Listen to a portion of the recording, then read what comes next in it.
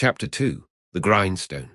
Tellson's Bank, established in the St. Germain quarter of Paris, was in a wing of a large house, approached by a courtyard and shut off from the street by a high wall and a strong gate.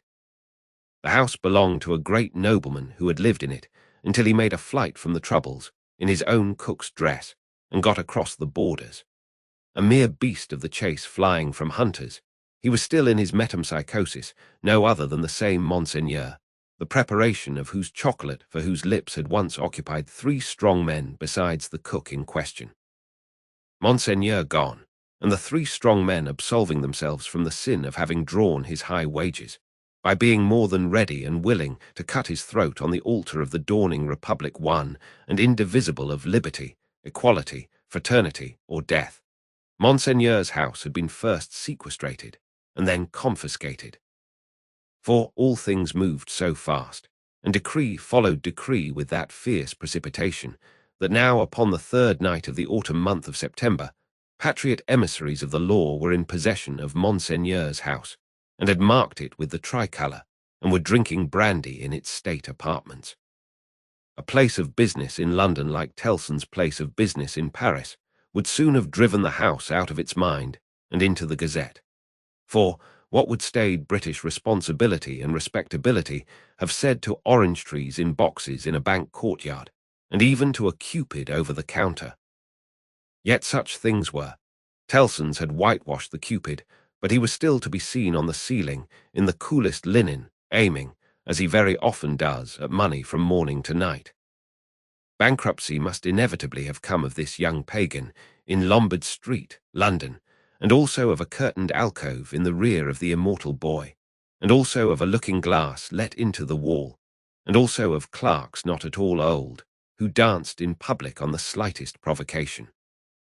Yet a French Tellson's could get on with these things exceedingly well, and as long as the times held together, no man had taken fright at them and drawn out his money. What money would be drawn out of Tellson's henceforth, and what would lie there, lost and forgotten? What plate and jewels would tarnish in Tellson's hiding places, while the depositors rusted in prisons, and when they should have violently perished? How many accounts with Tellson's never to be balanced in this world must be carried over into the next? No man could have said, that night, any more than Mr. Jarvis Lorry could, though he thought heavily of these questions. He sat by a newly lighted wood fire. The blighted and unfruitful year was prematurely cold, and on his honest and courageous face there was a deeper shade than the pendant lamp could throw, or any object in the room distortedly reflect, a shade of horror. He occupied rooms in the bank, in his fidelity to the house of which he had grown to be a part, like strong root ivy. It chanced that they derived a kind of security from the patriotic occupation of the main building, but the true-hearted old gentleman never calculated about that. All such circumstances were indifferent to him, so that he did his duty. On the opposite side of the courtyard, under a colonnade, was extensive standing, for carriages, where indeed some carriages of Monseigneur yet stood. Against 2 of the pillars were fastened 2 great flaring flambeaux, and in the light of these, standing out in the open air, was a large grindstone, a roughly mounted thing which appeared to have hurriedly been brought there from some neighbouring smithy or other workshop. Rising and looking out of window at these harmless objects, Mr. Lorry shivered and retired to his seat by the fire. He had opened not only the glass window, but the lattice blind outside it, and he had closed both again, and he shivered through his frame. From the streets beyond the high wall and the strong gate, there came the usual night hum of the city, with now and then an indescribable ring in it, weird and unearthly, as if some unwonted sounds of a terrible nature were going up to heaven. "Thank God," said Mr. Lorry, clasping his hands, "that no one near and dear to me is in this dreadful town tonight. May he have mercy on all who are in danger." Soon afterwards, the bell at the great gate sounded, and he thought, "They have come back," and sat listening. But there was no loud eruption into the courtyard, as he had expected, and he heard the gate clash again, and all was quiet. The nervousness and dread that were upon him inspired that vague uneasiness respecting the bank which a great change would naturally awaken, with such feelings roused. It was well guarded, and he got up to go among the trusty people who were watching it, when his door suddenly opened, and two figures rushed in, at sight of which he fell back in amazement. Lucy and her father. Lucy with her arms stretched out to him, and with that old look of earnestness, so concentrated and intensified, that it seemed as though it had been stamped upon her face expressly to give force and power to it in this one passage of her life. "What is this?" cried Mr. Lorry, breathless and confused. "What is the matter? Lucy, Manette, what has happened? What has brought you here? What is it?" With the look fixed upon him, in her paleness and wildness, she panted out in his arms, imploringly, "Oh, my dear friend." "My husband." "Your husband, Lucy." "Charles." "What of Charles?" Here, in Paris." "Has been here some days, 3 or 4, I don't know how many, I can't collect my thoughts. An errand of generosity brought him here unknown to us. He was stopped at the barrier and sent to prison." The old man uttered an irrepressible cry. Almost at the same moment, the bell of the great gate rang again, and a loud noise of feet and voices came pouring into the courtyard. "What is that noise?" said the doctor, turning towards the window. "Don't look," cried Mr. Lorry. "Don't look out, Manette, for your life don't touch the blind." The doctor turned, with his hand upon the fastening of the window, and said, with a cool, bold smile, "My dear friend, I have a charmed life in this city. I have been a Bastille prisoner. There is no patriot in Paris, in France, who, knowing me to have been a prisoner in the Bastille, would touch me, except to overwhelm me with embraces or carry me in triumph. My old pain has given me a power that has brought us through the barrier and gained us news of Charles there, and brought us here. I knew it would be so. I knew I could help Charles out of all danger. I told Lucy so. What is that noise?" His hand was again upon the window. "Don't look," cried Mr. Lorry, absolutely desperate. "No, Lucy, my dear, nor you." He got his arm round her and held her. "Don't be so terrified, my love. I solemnly swear to you that I know of no harm having happened to Charles, that I had no suspicion even of his being in this fatal place. What prison is he in?" "La Force. La Force. Lucy, my child, if ever you were brave and serviceable in your life, and you were always both, you will compose yourself now to do exactly as I bid you, for more depends upon it than you can think or I can say. There is no help for you in any action on your part tonight. You cannot possibly stir out. I say this, because what I must bid you to do for Charles's sake is the hardest thing to do of all. You must instantly be obedient, still, and quiet. You must let me put you in a room at the back here. You must leave your father and me alone for 2 minutes, and as there are life and death in the world, you must not delay. I will be submissive to you. I see in your face that you know I can do nothing else than this. I know you are true."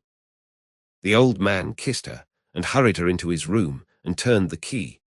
Then came hurrying back to the doctor and opened the window and partly opened the blind, and put his hand upon the doctor's arm and looked out with him into the courtyard.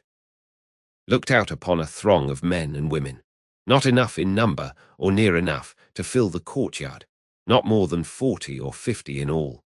The people in possession of the house had let them in at the gate, and they had rushed in to work at the grindstone. It had evidently been set up there for their purpose, as in a convenient and retired spot. But such awful workers, and such awful work.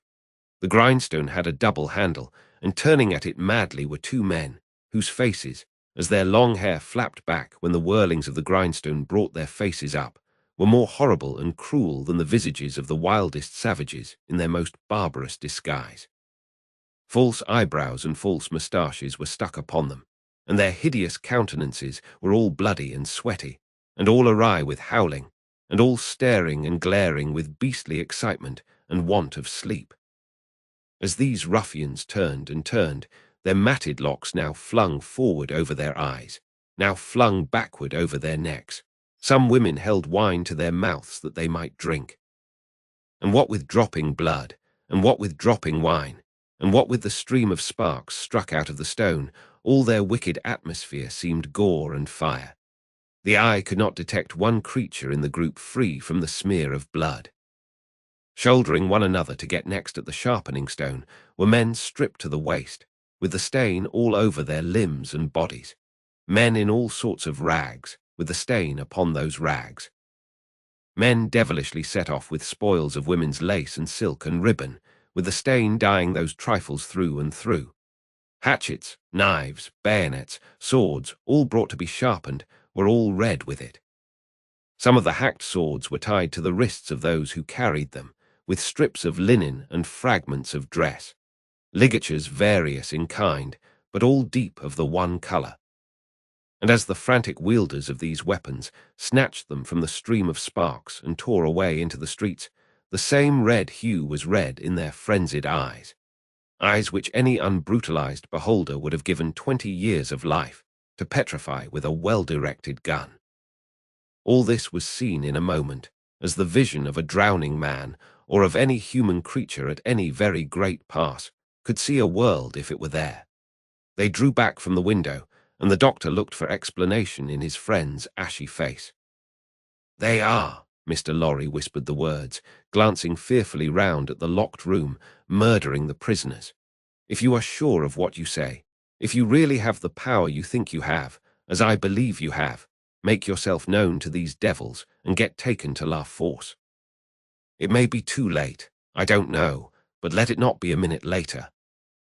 Dr. Manette pressed his hand, hastened bareheaded out of the room, and was in the courtyard when Mr. Lorry regained the blind.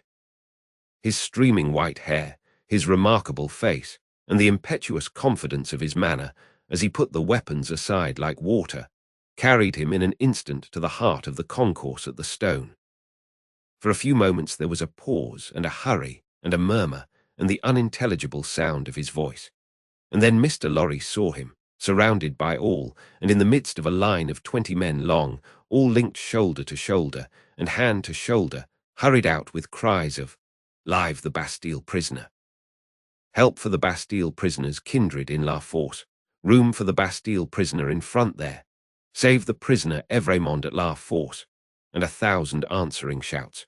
He closed the lattice again with a fluttering heart, closed the window and the curtain, hastened to Lucy, and told her that her father was assisted by the people and gone in search of her husband. He found her child and Miss Pross with her, but it never occurred to him to be surprised by their appearance until a long time afterwards, when he sat watching them in such quiet as the night knew. Lucy had, by that time, fallen into a stupor on the floor at his feet, clinging to his hand. Miss Pross had laid the child down on his own bed, and her head had gradually fallen on the pillow beside her pretty charge. Oh, the long, long night, with the moans of the poor wife, and oh, the long, long night, with no return of her father and no tidings.